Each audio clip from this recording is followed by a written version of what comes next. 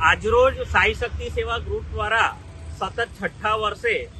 શિયાળાની કડકડતી ઠંડીમાં જે ફૂટપાથ પર વસવાટ કરતા જે લોકો છે તે લોકોને ઠંડીમાં રાહત મળે તે હેતુથી ધાબળા વિતરણ કાર્યક્રમનું આયોજન કરવામાં આવ્યું હતું। આ કાર્યક્રમના આયોજનની અંદર અમારા સાઈ શક્તિ સેવા ગ્રુપના તમામ દાતાશ્રીઓ અને સાથે સાથે અમારા જેટલા પણ સભ્યો છે એ તમામ લોકો જોડાયા હતા અને આ વિતરણનો કાર્યક્રમ હવે વડોદરા શહેરના એસએસજી હોસ્પિટલ, ફતેગંજ વિસ્તાર, સ્ટેશન વિસ્તારના વિવિધ જે વિસ્તાર છે ત્યાં આગળ અમે